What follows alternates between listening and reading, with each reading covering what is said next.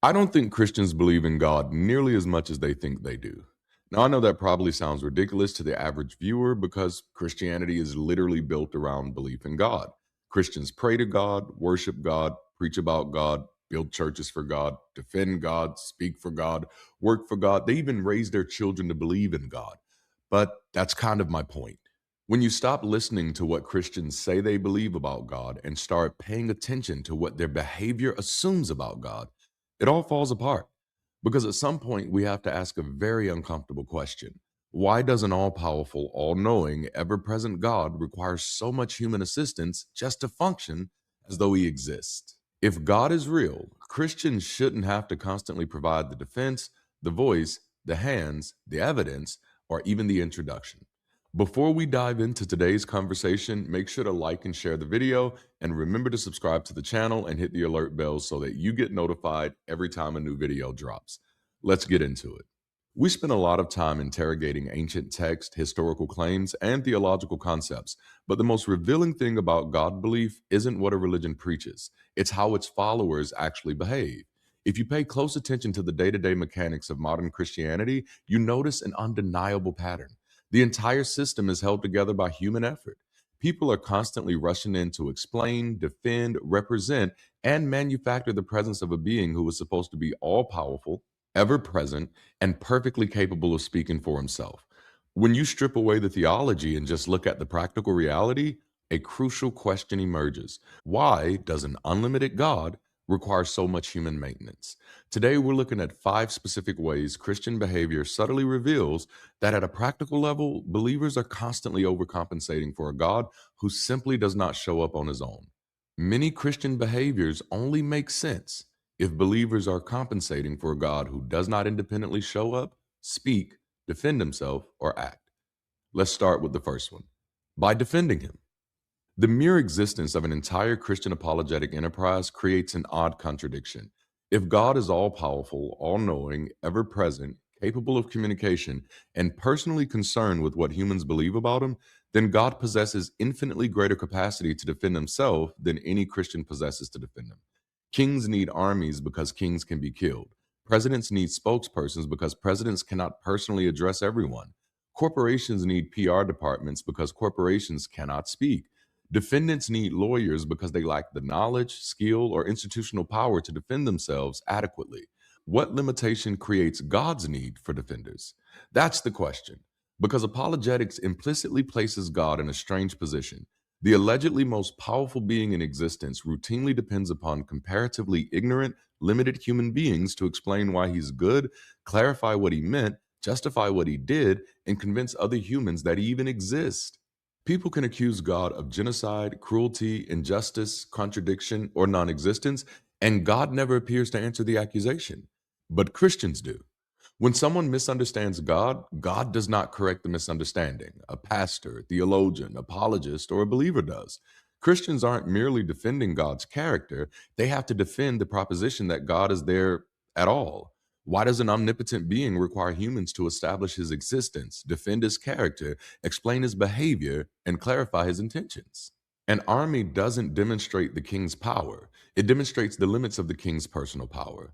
The king rules because thousands of other people carry out his will. Remove the soldiers, guards, messengers, administrators, and propagandists, and suddenly you discover how little power the king possesses by himself. Now apply that to God. Remove the preachers, missionaries, apologists, theologians, Bible translators, churches, and believers who defend God, and what defense does God provide for itself? Christians' behavior becomes interesting because they behave as though God's continued credibility depends upon human maintenance.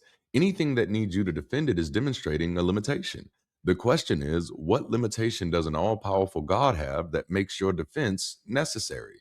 Christians defend God the same way humans have always defended powerless things, by supplying the power the thing itself doesn't demonstrate. Which moves us right over into the second one, by acting on his behalf. Humans act on behalf of other humans because those humans cannot be everywhere, they cannot do everything, or they can't accomplish the task themselves. A king sends an ambassador because the king cannot personally be in every country. A CEO delegates because one person cannot run every department. A parent asks someone to pick up their child because the parent can't be in two places at once.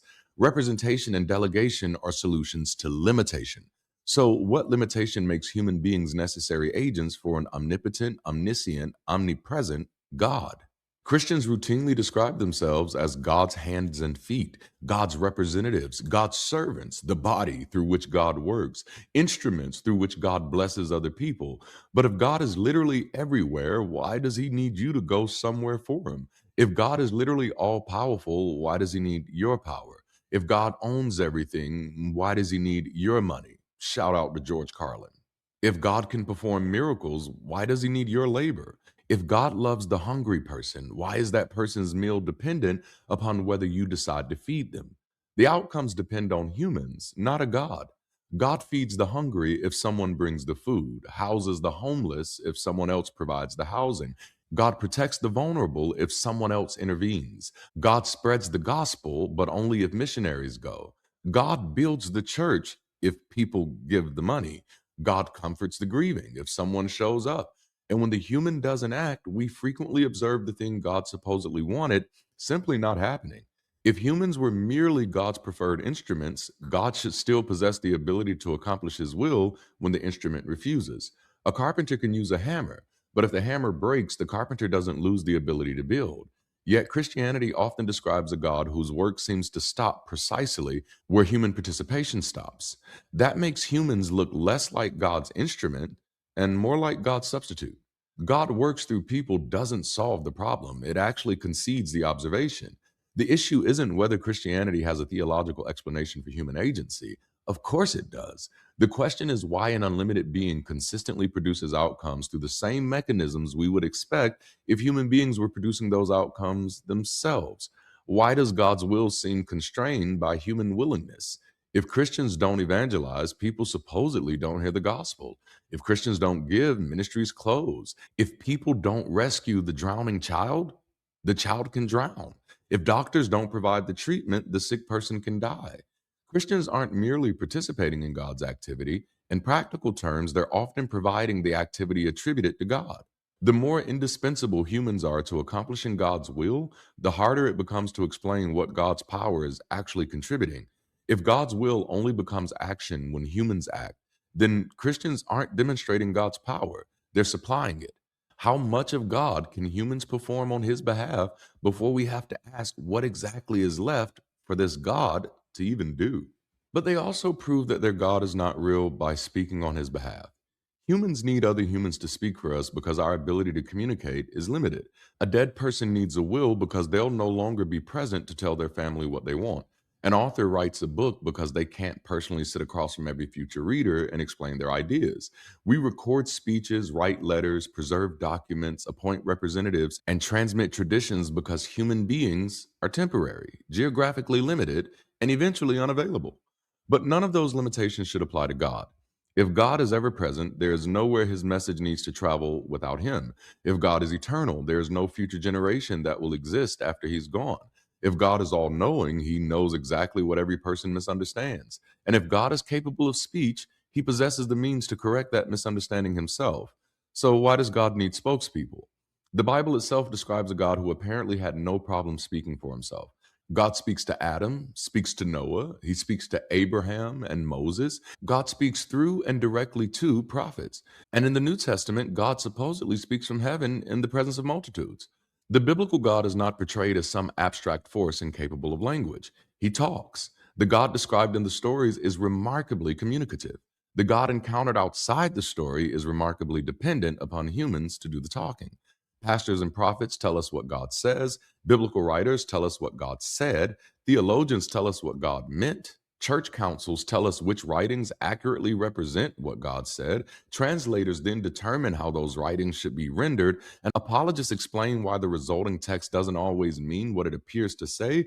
And then ordinary believers tell us what God is putting on their heart. At virtually every stage, the audible voice of God belongs to a human being. And even the Bible itself becomes part of the problem. We tend to treat having a sacred book as evidence of divine communication without asking why an eternally present communicator would need a book in the first place. Writing solves human problems. I write something down because I might forget it. I write something down because I can't be everywhere. I write something down because you may need the information when I'm unavailable. I write something down because I'll eventually die. None of those conditions apply to an omniscient, omnipresent, eternal God. So, my question is, why would an ever present God communicate with humanity primarily through the technology humans invented to communicate in their absence? We typically don't send letters to people we can talk to directly. A dead author needs a book to continue speaking. A living, omnipresent God shouldn't. The written word allows human voices to survive their absence. Why does a God who was never absent need the same technology? Even if this God chooses to communicate through intermediaries, shouldn't we at least expect the message to remain unusually clear? Yet, Christians disagree about salvation, baptism, sexuality, hell, predestination, free will, communion, spiritual gifts, divorce, biblical interpretation, and the list goes on to even include the nature of God Himself. And every side can claim that God is guiding them. That's quite telling because an omniscient communicator knows not merely what he intends to say, but exactly how his audience will interpret what he says. Human authors can accidentally be misunderstood because we don't know how millions of future readers will interpret our words. God supposedly does. So theological ambiguity becomes impossible to explain. If God knows beforehand that one passage will produce centuries of disagreement, persecution, schism, and competing doctrines, he possesses the knowledge and ability to communicate it differently. Yet the clarification never arrives independently from God. More humans arrive to explain what that God meant. So why would an omnipotent God need humans to speak for it? If the biblical God can speak directly, why doesn't the supposedly same God publicly speak directly now? And if God intentionally chose written revelation and human intermediaries, why doesn't an omniscient communicator resolve the predictable confusion those methods produce?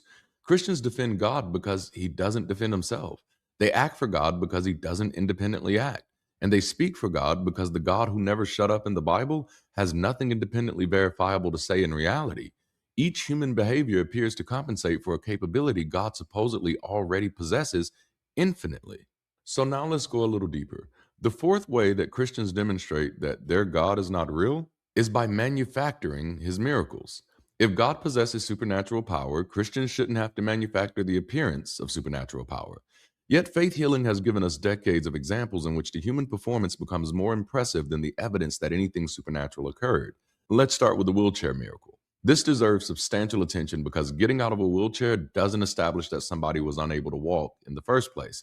Wheelchairs are mobility aids, not certificates of paralysis. People with chronic pain, weakness, neurological conditions, balance problems, or limited mobility may be perfectly capable of standing or walking for short periods of time. That gives a healer an extraordinarily effective stage image. A person in a wheelchair comes in, they receive prayer, that person stands, and an audience perceives that as paralysis cured. But the premise was never established, and there's historical evidence of healers exploiting exactly that ambiguity. Investigations of W.V. Grant reported healthy participants being placed in wheelchairs before services so that their later standing could be presented as healing. The Benny Hinn investigations reveal another side of this. CBC's The Fifth Estate, using hidden cameras, documented screening at hen crusades and reported that people with obvious serious disabilities were prevented from reaching the stage unless they could already claim healing. Justin Peters, who has cerebral palsy and uses crutches, demonstrated this by attempting to approach from the wheelchair section and being intercepted. The people whose disabilities would make a miracle unmistakable aren't necessarily the people you see demonstrating the miracles. Meanwhile, Hinn's ministry is still publishing wheelchair to walking miracle claims today. There's also the leg growing miracle, which is another entire category because it looks spectacular while being remarkably easy to manufacture. Someone sits down, their feet are compared, one leg appears shorter, prayer begins, and the audience watches as the short leg slowly becomes equal to the other. A body part just grew in front of everybody. Except the apparent difference can be produced by changes in posture, hip position, foot position, viewing angle, or partially shifting a shoe. The growth can then be created simply by reversing the positioning. Contemporary skeptical demonstrations continue to reproduce these techniques without anyone's bones changing length. W.V. Grant became particularly associated with this kind of leg lengthening demonstration, and investigations showed natural mechanisms capable of creating the effect. If God can actually lengthen a human leg, why does the miracle look exactly like something a human being can reproduce with positioning and perspective?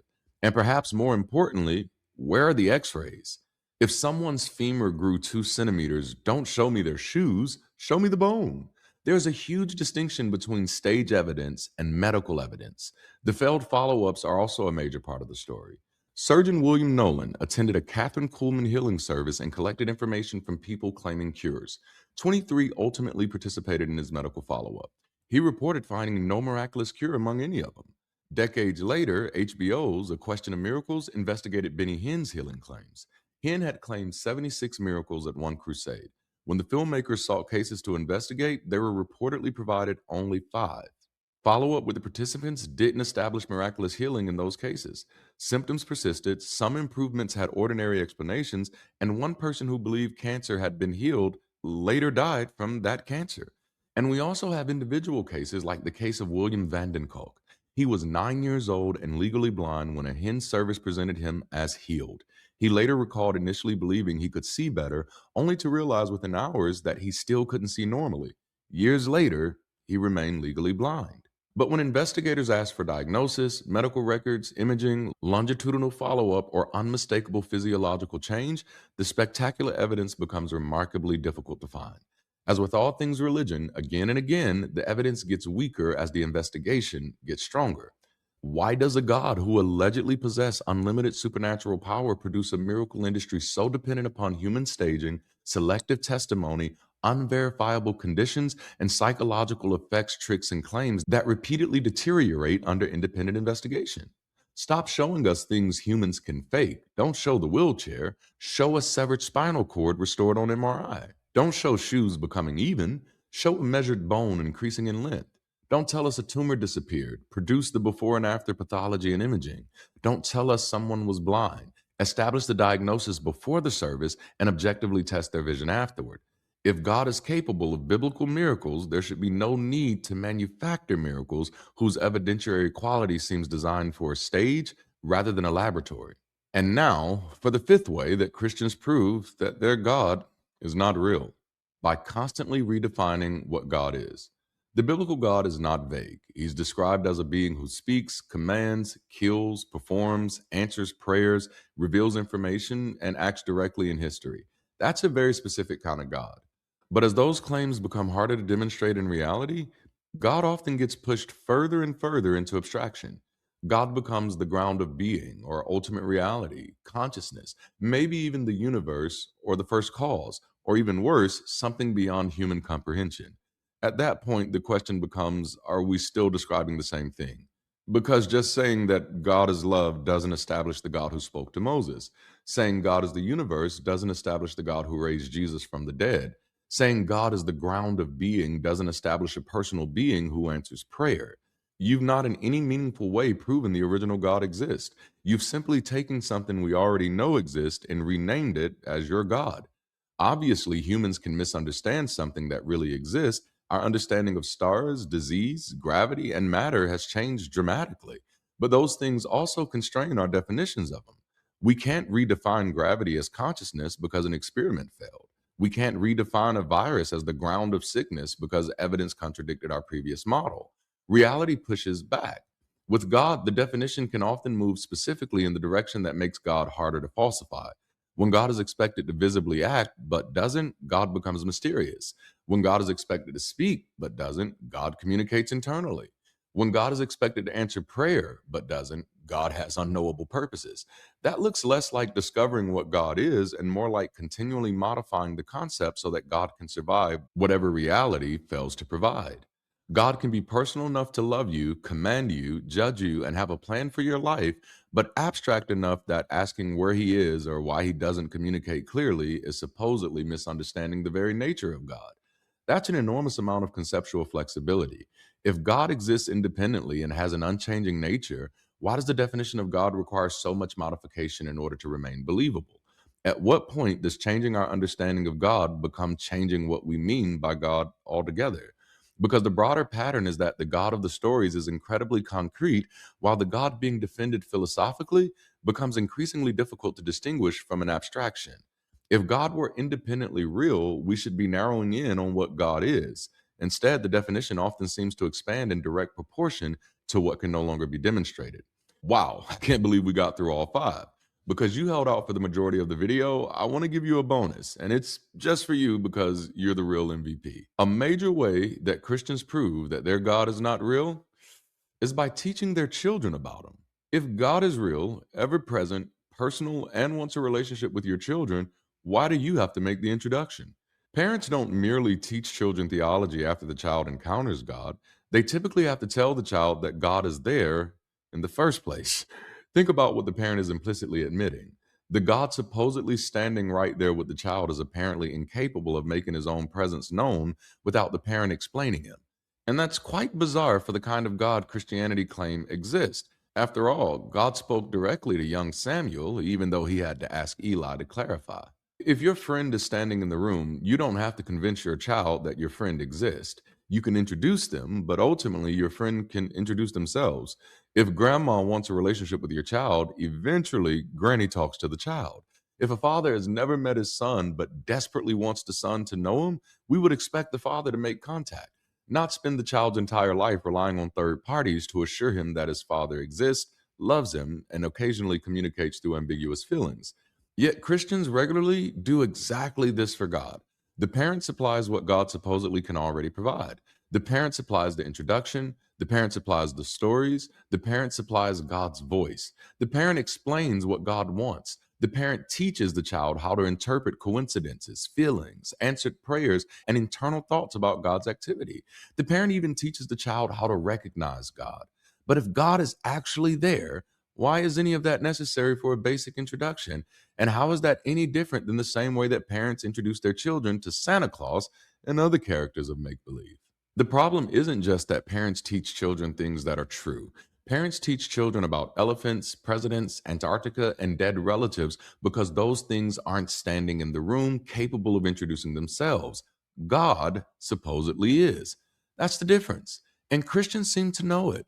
Christian parents rarely say, I'm not going to tell my child anything about God. God is omnipresent, loves them more than I do, knows exactly how their mind works, and wants a relationship with them. I'll let God introduce himself. They don't trust God to do that. So they teach the child. They take them to church, read the stories, teach them the prayers. They tell them which internal experiences count as God's presence. Because somewhere underneath the theology is a practical recognition. If we don't tell this child about God, they may never know that this God is there. And that is an astonishing problem for an omnipresent deity. If you genuinely believe that God were an ever present person capable of communication, why wouldn't you trust him to introduce himself to your children? Christians often behave exactly as we would expect people to behave if God existed only in the realms of human belief, human interpretation, human speech, and human action. They defend him because he doesn't defend himself. They speak for him because he doesn't speak audibly for himself. They act for him because observable human intervention accomplishes what divine intervention supposedly should. They even teach their children about him as if he is completely incapable of introducing himself. Christianity functions as an enormous human support system, keeping God socially alive. And here's the hard truth. If Christians truly believed their God was real, they would be far more careful about speaking for him. If they truly believed he was all powerful, they would feel no need to defend him. An omnipotent God would not need human protection, human explanation, or human representation. The very fact that believers so often rush to do for God what God should be perfectly capable of doing for himself is the clearest demonstration that in practice, they do not relate to him as though he's actually there. Thank you for joining me for today's conversation. If you value content like this, consider supporting the channel monthly through Patreon or making a one-time donation through PayPal or Cash App. Your support helps us keep creating thoughtful, challenging conversations like this without putting them behind a paywall. And it allows us to build even more spaces, resources, and experiences where you can connect, learn, and engage beyond the video.